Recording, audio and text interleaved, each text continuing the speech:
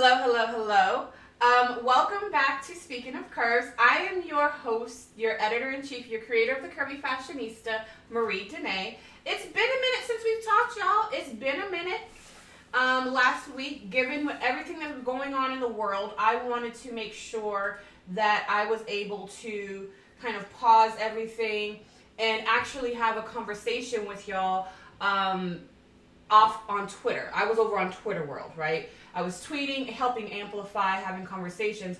But today we're back, right? And we have two amazing guests. And there's a very interesting reason why we decided to go ahead with this, and that we're highlighting C Rose Go. A few weeks back we wrote about them, but today, given the hashtag pull up or shut up, talking about how brands are doing diversity, how they're amplifying, how they're supporting the community. C Rose Go does it well, and today I wanted to bring them on and have a conversation. But as you guys are tuning in, do me a favor. Make sure you let us know who you are, where you're tuning in from, because we love to hear and see where you guys are tuning in from. But let us know where you're tuning in from. And in the meantime, please join me in welcoming the founders of C Rose Go. Thank you guys for joining me. Hi, thank you, Marie, for having us. Thank you. So how are you guys doing today? Good. Excited. It's a loaded question, but we're good. It's like coffee in hand. Yes. Sometimes multiple. Water. Some waters. Yeah. So, C Rose Go. Tell us a little bit about how your brand started, because it's a cool founding story. You were challenged. So if you could tell us, like someone gave you a challenge, they were like, how? And you were like, watch us. So tell us. Yeah, you want to start? Well, yes, to the challenge, it started with a casual conversation. A friend of us who wears a size 16, she says, you have no idea how it is to shop for my body. She works in fashion, trained eye of shopping, and so it was pretty disheartening to hear from her. And for her to say, like, every morning getting dressed, it's one of her biggest challenge to get out the door, but also emotionally, it's just kind of the stress point coming back to her again. Like, I can't get myself ready, I can't get out the door, and I can't get myself out there and take on the world. So to us, that was like, it shouldn't be. Getting dressed should be a fun thing to do. Fashion should help to that. And so when Erin and I just kind of like, no, we as women, we have a lot of disadvantages already, but if to getting dressed, because there's not a proper nice clothing that speaks to you as who you are as a person, that speaks to your style sensibility, we thought that's a healthy challenge for us to take on. So that's how we start. Yeah, that's how we started, and that was the turning point for us to look into deeper and what we could do with C Rose Go. All right. Yeah. All right. So, and Erin, like, do you have anything to add to that? I would just add, because you mentioned our background too. I don't know if people know that Yi and I actually worked together for 9 years together before we started this. So now, I mean, she's my work wife for sure. I probably see her more than I do from family. But under my working, I was directing women's merchandising. Directing women's global design. We worked really closely together, and usually those two departments are very combative. Merchandising usually wants to do historically what worked in the past, and design usually wants like gold thread or 3 arms or something. And we always just had this really collaborative nature between our teams, and we just got to the point after 9 years that it was like, really, like, what can we do together? There's got to be something more. And that's when we had this conversation with a friend. And in 2016, that's when we started having these conversations. It was just like really emotional to hear this.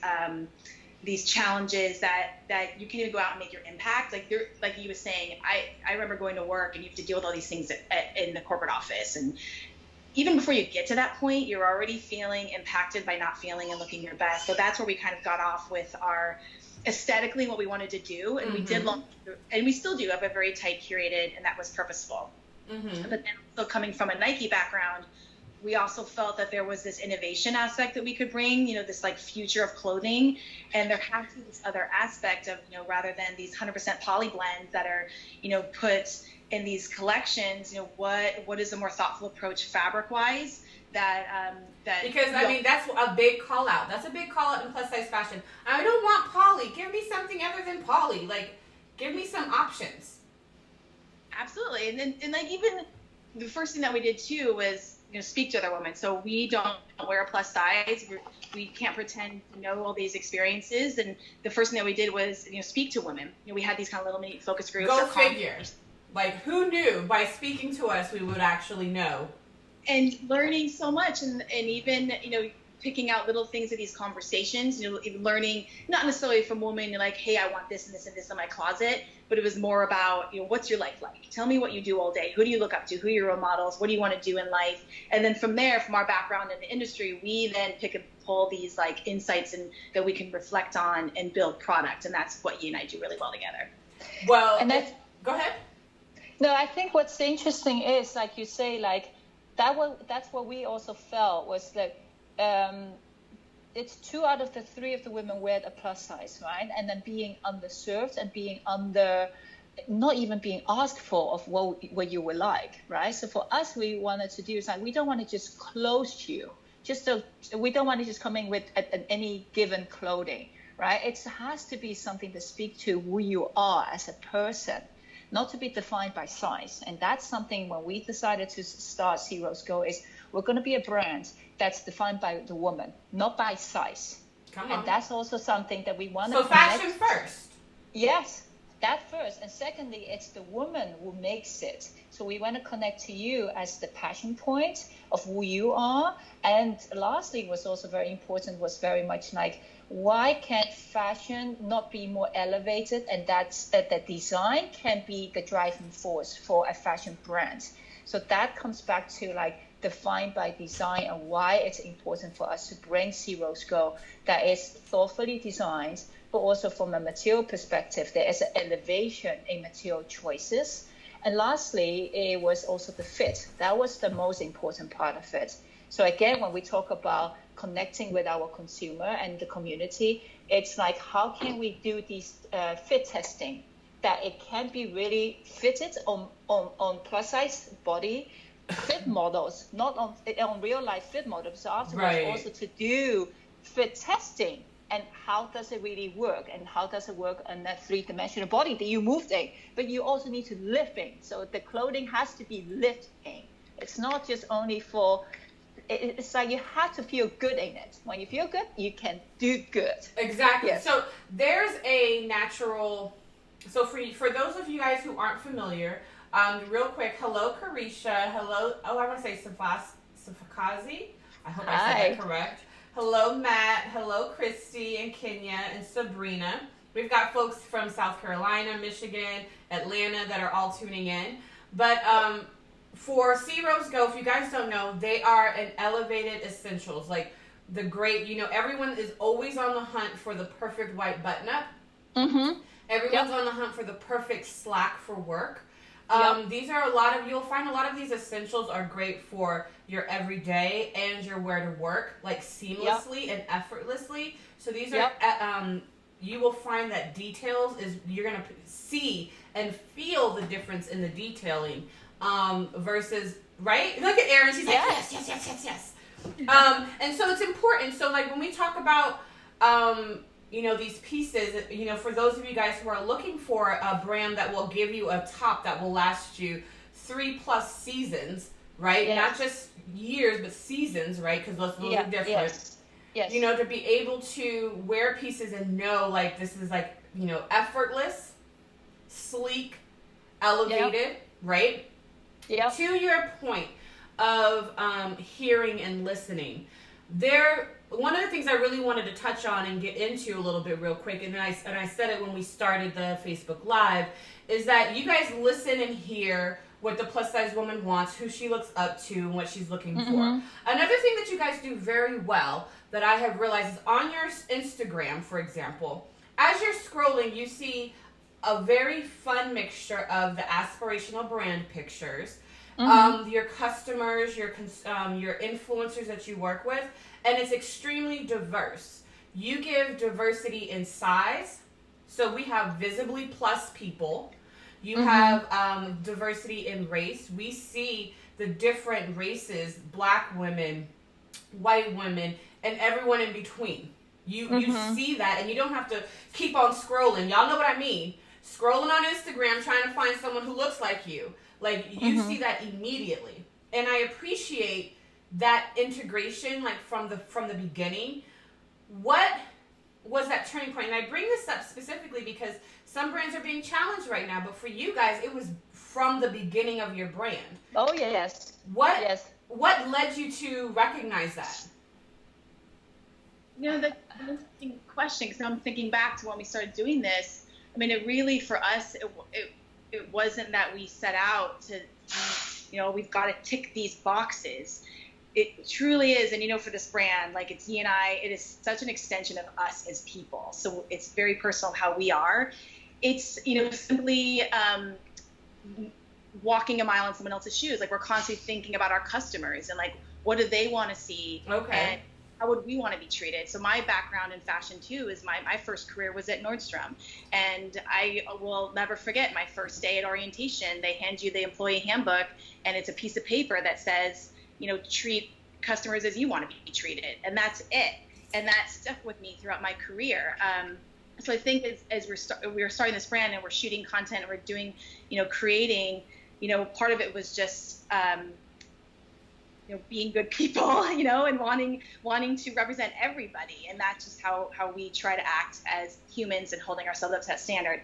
The other side of it too is, you know, as a brand and as we're interviewing and having focus groups and starting pop-ups, Black women were our biggest supporters. I mean, these are women like you, Marie. You write about us. You know, you're shopping us. You love these styles, and aesthetically, it just was a fit. So, like, I don't know, you can.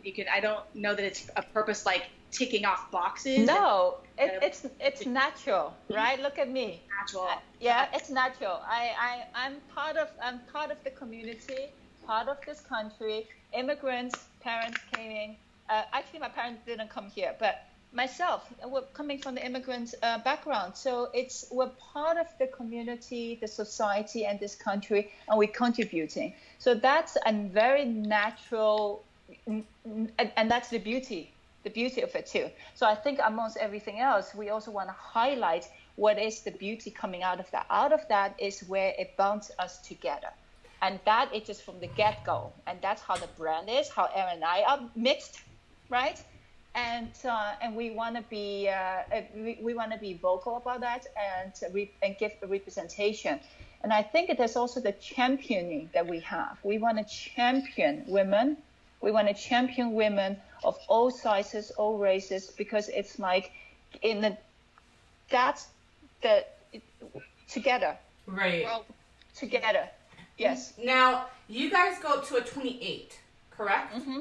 Yeah. Now, do you have plans to, or have you heard, or have you been asked about extending your sizes at least to a 30, 32? No, we haven't yet. I mean, I would love, if you are having people message in, I would love information on that. We used to go to a 24, and then we had some feedback that people would like us to see to go to 28. And we are open, Marie. We are learning as we grow, and we love communicating with our customers. So whether people DM or email us, it's us, you know, reading these and answering these. So I would love to hear from people. And I will tell you, like, it's funny because yesterday on Twitter I was asked about this, you know, these brands that stop at a 24, 26, and it shuts out the 4X, the 5X, mm-hmm. and the 6X consumer. And there are only, like, literally not even a handful of, like, there are a handful maybe of brands that actually cater mm-hmm. at least to the 6X, the 30. Mm-hmm. No. Is it 6? Whatever the 6X is, right? Yep. And yep. so and when we're doing roundups and we're trying to find product, finding those pieces, you know, I specifically pick out brands and items based off of the brand's size ranges. And I mm-hmm. want to include brands that have a wide variety of size ranges. So I think because you go to a 28, I'm gonna challenge you, and I'm also gonna mm-hmm. challenge the readers. Like, if you like the pieces and you want them in sizes, like, email them. They said DM them, and they're really responsive. They want to hear from you. And, Oh, you know, yeah. it's definitely something to consider. Yeah, we've had customers reach out and ask us to go to 28, so we did. And I would love feedback on that 26, 28, you know, so we are learning as we grow. Like I said, we are a startup or small business, but we do plan to grow, and we can only do that with our community and the feedback that we get. That's how this brand was built. I mean, basically co-creation. And also to that point, right, Marie, we also, like when we initially started, we only went up to 24. So within this new collection that we started off on, that's just dropped a few weeks ago, we added extra SKUs that carries the wider size range. So they all now go up to 28. So we started to the size extension further, but also more styles is coming in the larger size. So definitely it's something that we are committed to invest further, as well as as a startup company, it's something that we want to kind of see and champion the diversity even further. Yes. Thank you for saying that. Like, that's, you know, Yeah. it's something that, you know, I'm getting, you know, pushback on. And Yep. I'm like, listen, I'm going to ask. I'm going to use my relationships and my connections. If I can get to that ear, I'm going to pass it on. So thank you for that. So yes. With the Rona, I call it the Rona. Yep. With the Rona, it has it has impacted a lot. As business owners, on a basis with Rona now, right?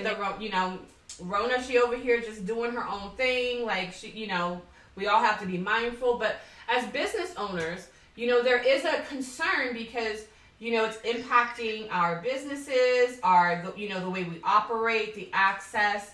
As small business owners, as yourself, like, what are you guys doing? How have you pivoted, or has it been business as usual for y'all? You know, so I mean, you know, for us, it really started affecting us earlier in the year. I mean, even at the beginning of January because of our supply chain. And what was exciting for us before that was that we started fundraising. You guys may even see I started listing a new blog to help, you know, people who might be fundraising, because we're going through that, and it has ups and downs that can be as rewarding as it is devastating. But we did receive some investment. So going into 2020, we have new inventory, a new brand campaign, new imagery, new website, and then, you know, this happens. So first and foremost, Yi and I are reacting to it as people, as humans, and we wanted to check in with our customers. So we started these weekly Ask the Founder Zoom calls just to have connectivity, because we missed like that, you know, where we would have done a pop-up. We missed having that connectivity. And then we wanted to kind of check in with some social purpose, and we started a give back campaign. So it affected us in a way, first and foremost, that it really kind of made us retrench on our values of connectivity and our community. So that, in a sense, was kind of something that was good coming out of something very bad. But as far as from a business standpoint, you know, that's been kind of what we've been focusing on, is just our community and our brand and what we're doing towards a greater good, and to kind of be solution based and not necessarily sales based, because it's really hard right now for everybody. Right. And how do you come out on the other end, and when is that? Right. And so, like, to your point, like, you know, solution based and community, like, this is why we started the Speaking of Curves, like our Facebook Live series, so that we could connect people, our readers, our community, with the business owners, and to hear what they're doing and how we can best support them in this time, because it's like unprecedented. We were like, you know, we've only read about times like this, like in books, in history books. We haven't lived this right now, right? And so for you, like, you know, your online, your e-commerce business, you have done pop-ups, but because nobody's like doing anything in person right now, like, you know, especially from a retail space, even as companies still slowly open up, like, the event side of things is gonna, you know, from my understanding, like, I know there's no fashion week like how we've had it before. No. Fashion week is gonna probably go all digital. Like, the earliest that we can probably think about, like, doing an event in real life is gonna probably be next year, next spring. So, you know, actually, this is a very interesting situation we're at, right? So it's affecting us as a business owner, but also from a creative, from the whole fashion industry. There's a larger conversation happening. People are talking about, are we shifting different fashion calendars? But when you talk about from a product, from a creative perspective, we actually really kind of coming through this period actually being more proud of what we have put together. And that's something that's very visibly in the new collection that we've just launched. And reason why I say that there's pride in there is we understood too that the world is crying out, right? It's the situation that we are in, and how can we be and contribute to that? And we want to be much more mindful about it, and we want to approach products from more of a sustainable point of view. So therefore, it's also from a product design perspective, it's starting already much more from a thoughtful design and building products and designing product that can last longer through multiple seasons, like which you already mentioned before, Marie. That's one thing. Secondly, also, we want to produce more quality designs that last longer, but also in a construction perspective that can last longer. So basically, it's almost coming to this mindset, like you want buy less, but buy better. And that's really a mantra that we believe in. We believe really in Zero's Go. And you can see that in our new collection that's right now on our website. Every pieces, it really goes back to your favorite. When you mentioned about the classic white shirt, yes, our button-down classic white button-down shirt is one of our best seller. It's sold out. So now we're bringing back in, but better. And when I say better, it's like we're using a reclaimed fabric. So that's also part of when we talk about sustainability. Yes, it's like how can we help and contribute to that conversation, and what's our goal from a company perspective that we can do and contribute towards that. And let me pause you right there. Yes. The ethically and sustainably made pieces. You hardly find or hear about that in plus sizes. So for those of you guys who are looking for plus size sustainable and, they're using reclaimed fabrics. Yes. Reclaimed meaning, go ahead and break this down, because some people may hear and kind of think they know what it is. Yeah. Like, what do you do? What do we do is basically what it is, like often cases what happens in fashion world is like when there's an overstock, being fabric that's being left over, and often case if it's left over, either they just get disappeared in landfill or get burned down, right? So then it just becomes waste and it doesn't get composed further down in nature. So what we did is we have a really good relationship with our manufacturer and really looked at it. What do you have that's left over? What can we repurpose on that? And I might want to show a little piece here. It's one of our favorite. That is. Is that the tunic dress? Yes. That's that my favorite. Is the tunic dress. I'm showing you the tunic dress, right? So this is a piece that when they send us like fabric, we're like, that's beautiful, and we can cut that in our favorite silhouette that women's being writing 5-star reviews to. So those things get us excited. So we want to be creatively thinking. And I think that this whole situation that we're coming in, it makes us to think, how can we be within tighter resources, be smarter with how we output, but more consciously outputting. And therefore also when we say we're proud that we are the first one in plus size fashion that really takes on sustainability topic as part of us, what's important to us as a brand from a DNA perspective. So we want to do more. It's the reclaim, it's just first step towards it. But I also think the way how we purchase product, right, and chasing after fashion and chasing after trends, that again, we also don't feel like it's the right stand that we take. Well, I think it's changing. And I think it's changing now for our benefit, because when you look at all the businesses that have been impacted, their supply chain, right? The whole process of getting clothes to you. Yes. It's changing. So while you have fast fashion, there are some people who are looking like, okay, well, how can I pare down and be happy with these pieces? And how can I recreate it? How can I bring my closet joy, right? Yes. And it's finding those key pieces that you can wear that will last multiple washes, multiple wears, and that have the flexibility to be worn. For me, I have a rule. I need to be able to wear one item like 5 different ways. Yes. Like I need to be able to style it in different ways so to match my moods.